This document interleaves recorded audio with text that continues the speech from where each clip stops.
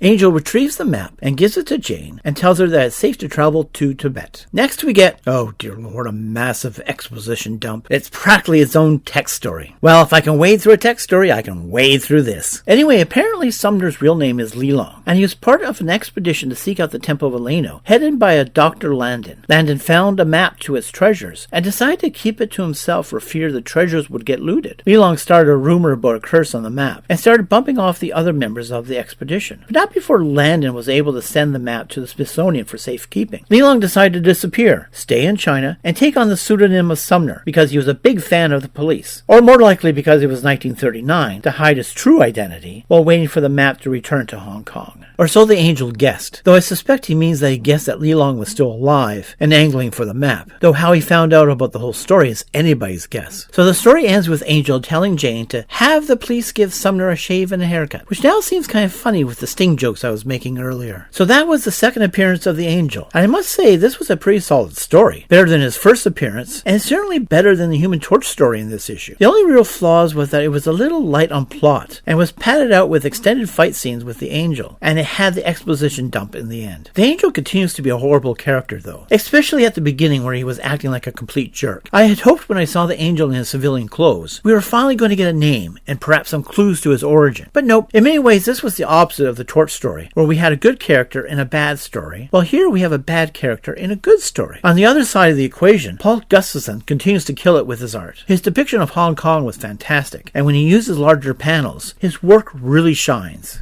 So now on to the Submariner, where I hope I haven't set my expectations too high and have it dashed like it was with the Human Torch. So we get a title banner, which explains the basic premise of the series, and with the first panel, the story picks right up where the last story ended. Now this was a very common thing during the Silver and Bronze Ages, with story arcs spanning several issues, and I believe it was something done with newspaper strips of that era, especially the Sunday Color ones, at least with serious ones that had an ongoing storyline. But this rarely happened in Golden Age comics, where the thinking was that books were often 1, 2, or 3 months apart, and they didn't want people to get confused about story if this was their first time picking up a book. So they usually had self-contained stories that didn't require a reader to buy earlier books. But Bill Everett was ahead of his time, and probably knew that even if someone missed an issue, they could quickly pick up what was happening in the action. So anyway, Namor is swimming away from his last encounter at the lighthouse towards a new destination. And here, in the third panel, we get probably one of the most important moments in Marvel history that would set it apart from its competitors. We see New York City for the first time. Instead of taking the Submariner to an imaginary place, Bill Everett sends him to New York City. New York City, the center of the Marvel Universe, home to the Fantastic Four, the Avengers, Spider-Man, Daredevil, and it all begins here. Sure, the Angel visited Hong Kong in the previous story, but most people at that time would never have visited that city in their lifetime, and it never played a significant role in the Marvel Universe. But New York City was closer, making it more real, tangible, and for Marvel fans, it made the superheroes feel more like they could actually exist. Anyway, Namor slowly approaches the harbor and takes a moment to appreciate a building when he slowly starts to get sucked into a water intake pipe. Once Namor is inside the pipe, he braces himself against the pipe and starts to push and force open a breach, causing himself and high-pressure water to burst into a powerhouse the pipe was located in. The alternate cover that Everett created for this issue was this exact scene shown from a different perspective. Yes, I'm still bitter about it. Anyway, the workers quickly turn the shut-off valves, and then notice the Submariner sitting on the girders in the ceiling. Namor starts to move, and inadvertently touches some live wires, giving himself an electric shock. Thinking it's an attack from the workers below, he starts ripping apart the girders and tossing them at the workers, until the roof starts to collapse, and he escapes. Namor heads to Central Park, and tries to hide in the lake there, but is spotted by a police officer who fires at him. Namor is bemused by the bullets, and then proceeds to knock the police officer into the water after the officer tried to pursue Namor with a rowboat. Namor once again takes off, this time to the East River. There he encounters a tramp living in a sewer pipe, and here, on the 6th page, he has dialogue for the first time in this story, and then proceeds to threaten the frightened tramp into giving him his clothes. Nice, Namor. Stealing clothes from a homeless person. That's a new low even for you. Fortunately, karma is going to bite you on the ass big time for that one. Anyway, Namor makes his way to a surface street once more, and finds a mansion, where he hopes to procure better clothes. Initially, he's rebuffed by the butler, but the lady that lives there allows Namor to be let in. But before any further interaction can take place, the woman accidentally sets herself on fire with her lit cigarette. What is her dress made of? Gasoline? Anyway, Namor rushes to her aid, and we get an aside that Namor has never encountered fire before, which will later be retconned by Everett himself in the 1950s. However, the fire itself causes an interesting reaction. Hey, I can do something here that I used to do on the Marvel Comics fans Facebook group. Namor's Obscure Powers! Here we see Namor sprout water out of himself like a human sprinkler and dousing the fire that was engulfing the woman. I think we see this ability only one more time before it gets retired for good. And that was Namor's Obscure Powers! Namor then orders the butler to get a doctor while being insulting about it, and after the butler leaves, he discards his now soaking wet suit and tries to conceal himself with a silk curtain. As he turns to leave, he considers looting the place at a later date, and then changes his mind and decides he wants the girl instead.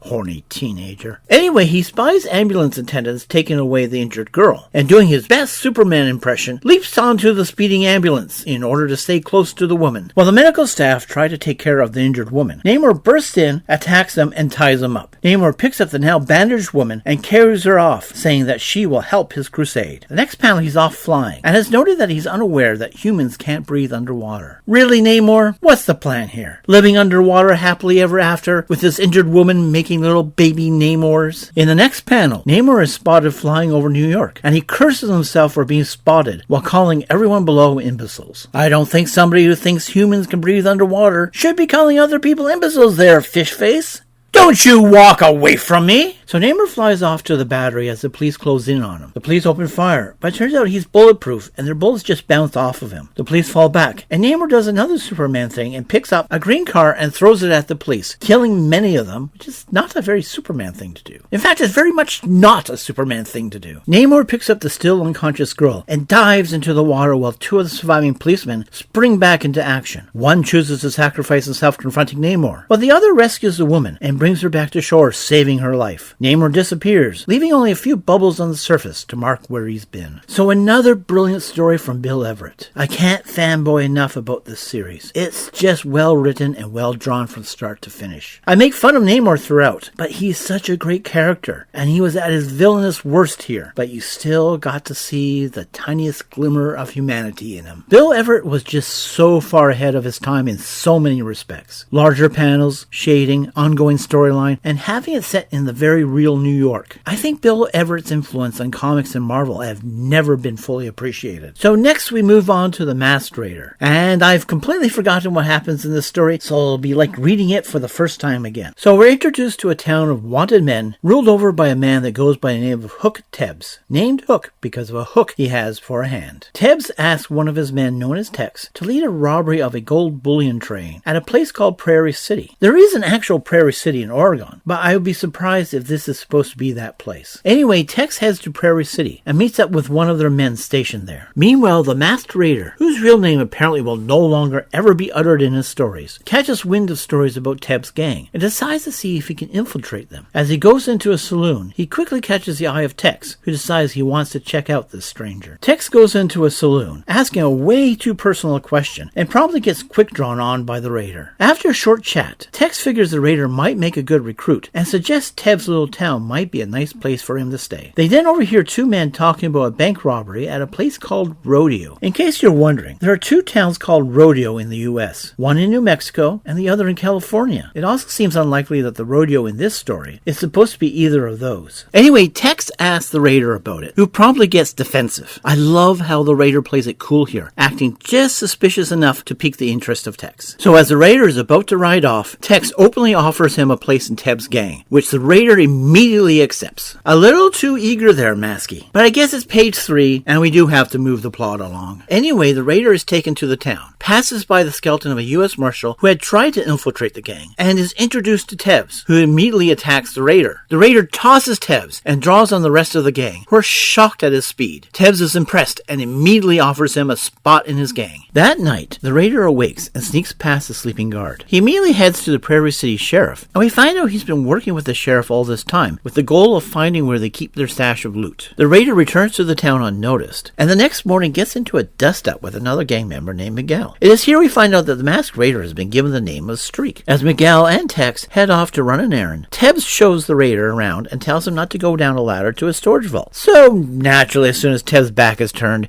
he goes down, only to find Tebbs waiting there for him. So Tebbs ties up the Raider and leaves. But it doesn't take the Raider long to untie himself. I mean, come on. Tebbs has one hand and a hook. How good could his knots be? So the raider knocks out the sentry and lights a fire, alerting the sheriff. But it also alerts the Tebbs gang. The raider switches into his masked raider costume, with him now sporting a blue shirt instead of red. He finds Tebbs and another man and surprises them. He ties them up, but for some reason he talks like he's done this before. The raider then meets with the sheriff and goes after the rest of the gang. And we get the most rushed of rushed endings. Somehow Tebbs ends up mortally wounded, and Tex is killed, but we see none of that. The story ends with the sheriff thanking the masked raider. The tale of a man going undercover to infiltrate a criminal gang is a pretty common type of story that we see often nowadays. I'm not sure how common it was back then, but either way it's pretty enjoyable. Only the ending really falls apart. Can't help but wonder if there was a longer story that was edited down poorly. I guess it was also interesting that the masked raider persona only made an entrance on the final page, and for no other reason to make sure that a comic named Masked Raider actually contained a masked raider. Weird also that the name Jim Garley was never used, but I suspect we won't hear that name ever again for the remaining run of the series. Al Ander's art was okay, nothing special, and switching the raider's shirt from red to blue makes his costume stand out a little bit less. Overall, an okay story. Not the best story, but not the worst either. Next, we have a completely new feature called American Ace by Paul J. Loretta. The story opens with a short recap of World War I, but instead of Germany being the culprit, we get a fictional country called Castile d'Or, led by a woman by the name of Queen Ursula. She's exiled Napoleon style on an unnamed Atlantic island, but as she waits, her followers build up their country's armed forces, and when the time is right, she is whisked out of exile and brought back to Castile d'Or. Ursula wants war with a neighboring country called Latania for taking over their colonies after the last war, so she decides to reenact the assassination of Franz Joseph with the help of her aide, the not Franz Joseph, and hire an assassin to kill a Castile d'Or minister and blame Atania for the assassination. Before I continue, I just want to note that Loretta uses an interesting format choice. Instead of having the title banner on page 1, he has it on every page. I guess to make sure everyone knows which story they're reading. Anyway, the Castile d'Or assassin, dressed in an Atanian soldier's uniform, shoots and kills the Castile d'Or minister and makes good his escape. So now the government of Castile d'Or makes outrageous demands that Atania has no ability to accept, and the path to war is now inevitable. And while this is happening, Ursula is reinstalled as the leader of Castile d'Or. Meanwhile, an American by the name of Perry Wade, a mining engineer, is flying to Atania for business and is completely unaware of world events about to transpire. When he arrives in the capital city, he finds it in turmoil and grumbles that he picked the wrong time to visit. Soon the Castile d'Or bombers start dropping bombs on the city, causing mass destruction. Perry narrowly misses getting killed as a bomb drops on a group of nearby children. The story ends with Perry standing amid the ruins of the city. It's kind of a weird story, mixing the allegory of World War I, the bombing of Warsaw, and some Napoleon for good measure. It's a very short story, only 6 pages, so it didn't really get a chance to get going, so there's not a lot to say about it. The art is decent, with Loretta having a bit of a cartoony style, mixed with some attention to detail. Also, the Angel still remains the only character in this comic without a name and origin story. Speaking of the Angel, we now come to the moment everyone is waiting for, my review of this issue's 2-page text story. In fact, this deserves its own title card.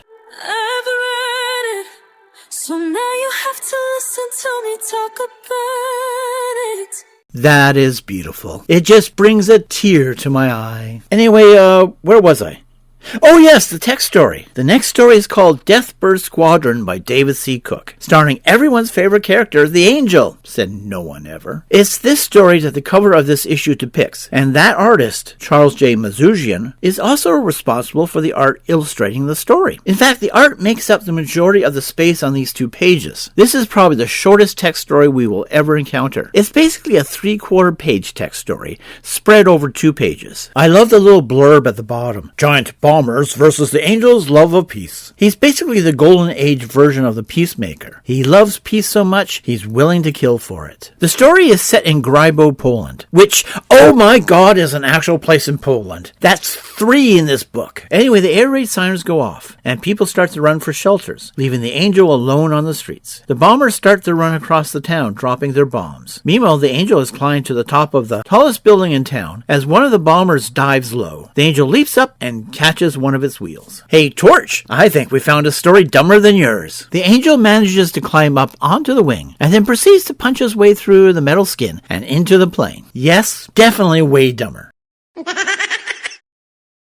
The Angel hears German exclamations and in response grabs the pilot and throws him at the tail gunner, killing both of them. Brilliant job there, Angel, killing the one person responsible for keeping the plane in the air. But it doesn't matter apparently. He can keep the plane in the air through his awesomeness as he uses the tail gun of the plane to shoot down another bomber that then spirals into a third bomber, destroying both. He then sets the plane on a collision course with the remaining bomber. Wait a minute, remaining bomber? There were only 4 bombers? What kind of half-ass job is that? You know what? Never mind. I think this comic would catch fire and burn if the Angel had to be any more awesome. Anyway, before the collision, the Angel jumps out and uses his cape as a parachute and slowly floats down to street level like a blue and red Mary Sue Poppins while the 2 bombers collide and death spiral to the ground. The story ends with the Angel smiling at his deed, despite the fact that the world will never know about it. At least not before his publicity agent releases a statement about it. I guess I should count myself fortunate that this was so short, because this was the absolute worst. The Human Torch story, with its flaws, at least had the Torch work and earn his victories. And he had superpowers. And to be fair, it wasn't Paul Gustafson that wrote this, but it's still coming across as really bad fan fiction. The topicality of this story also has a problem, but only because of timing. Poland was defeated by the combined forces of Germany and Russia on October 6, 1939, just a week before this comic was published. So now we come to the final feature, Ka-Zar, where on the splash page we get to see him punching a chimpanzee, and a short recap of the story from the previous issue. So just like the Submariner story, this picks up right where the previous story left off. Ka-Zar is now at the cave, much to Zar's mate Shaw's displeasure, but eventually she grew to at least tolerate his presence. On the next page, we get the first of 4 pages featuring number panels to denote the reading order because of a weird Z or zigzag-shaped panel layout. It is a stylistic layout choice that Ben Thompson uses to emphasize certain panels, but since he numbers them, it's obvious that he realizes it's confusing and goes against how one normally reads. It will be interesting to see how long this lasts. Anyway, it's later, and Ka-Zar remembers the mirror he found in DeCraft's tent and wonders if it's still there. He then hears crashing in the forest, and he speculates that it might be Chaka and his band of apes. I should note here that this is the only time we get any dialogue in this whole story, with the rest being entirely narration. Wait a minute, Chaka? It's funny that the character from Land of the Lost has the same name as a character from this story. But as far as I can tell, this is just an interesting coincidence that 2 ape-like creatures would have the same name. Anyway, Ka-Zar enters the tent and sees a chimp by the name of Bardak holding the very mirror that Ka-Zar wanted. Chimps have just as a natural affinity for mirrors as humans because they can recognize themselves in it. It's quite possible that this was already known back then, making it a useful bone of conflict between the 2 characters. So Bardak and Ka-Zar bellow a challenge to each other and then clash. Ka-Zar is able to get the upper hand and forces Bardak to back down. The chimp leaves and Ka-Zar now has possession of the mirror. Meanwhile, back at the cave, Shaw has become even more disagreeable. So both Zar and Ka-Zar seek out the elephant Traja. As they do this, they are attacked by an elephant that narrowly misses killing Ka-Zar. The elephant leader Traja shows up and explains the rogue elephant is Tupat and that madness has come upon him. It is here that Traja and Ka-Zar form a friendship. Weary from the day's events, Zar and Ka-Zar return to the cave to discover that Shaw has given birth to 2 cubs. Ka-Zar tries to touch the cubs, but is swatted away by Shaw. So with lesson learned, Zar and Ka-Zar sleep at the cave entrance and guard the cubs. Time passes, and the chimp Bardak stews about his defeat at the hands of Ka-Zar and wants to recover the mirror he desired. So one day, when the cave was empty, Bardak enters looking for the mirror, but finds it's not there. Hearing Shaw returning with her cubs, Bardak dashes out to a nearby tree and in a moment of impulse, decides to grab the cub named Zorro. Shaw roars in anger, and Zar and Ka-Zar answer in kind. They race to the scene and confront Bardak, while Chaka and his tribe look on. Zar and Ka-Zar demand the release of Zorro, and Bardak responds by tossing the cub towards the ground. Ka-Zar catches Zorro, and then chases after Bardak. Ka-Zar manages to get behind Bardak, and plunges his knife into him. The now lifeless body of Bardak falls to the ground, which now serves as a warning to the chimp tribe not to be messing with Zar and Ka-Zar. The story ends with Shaw being grateful, and no longer being distrustful of Ka-Zar. So there's not much to say about this story. It's mostly a narrative story about Ka-Zar's adventures with the animals of the jungle. It also continues the adaptation of Ka-Zar's story from his self-titled pulp magazine. And apart from some questionable and confusing panel layout choices, Ben Thompson's art continues to be pretty good. I would love to know what happened to the mirror. It kind of disappeared, and it was an important plot element that led to the conflict between Ka-Zar and Bardak. Also, what is interesting with Bardak taking Zorro is that in real life, chimps are known to take and kill human human and gorilla babies when they've come into conflict with those groups. So it would make perfect sense for Bardak to go for the lion cub. We end with a couple of pages of black and white humor panels with, once again, the word humor doing a lot of heavy lifting here. The first page is called All in Fun, and it's yet another dumb Fred Schwab under the pen name of Ed Wood attempt at being funny. Okay, the one with the cat and the fish isn't too bad, but the rest is just as much hot garbage as the cartoons from Marvel Comics #1. The next one is called Loony Laffs by, Ben Thompson, the same guy doing Ka-Zar. And it is marginally better than Fred Schwab's work. 3 of the panels are on the dumb side, but I did chuckle at the panel with the diving suit. And for some reason I found the Siamese twins one funny. Your nose itches. So that was the second outing for the now renamed Marvel Mystery Comics. I don't think it was as strong as the first outing. The Human Torch story was disappointing, and the Tech story was downright embarrassing. The highlights, of course, were the Submariner, and surprisingly the Angel story, despite him still being an awful character. Anyway, I'll be back, hopefully soon, with the 10 subscribers Golden Age special, where we will take a look at a brand new comic published by Timely, and we will see if it stands up to the same standards set by Marvel Comics. So until next time, stay evil.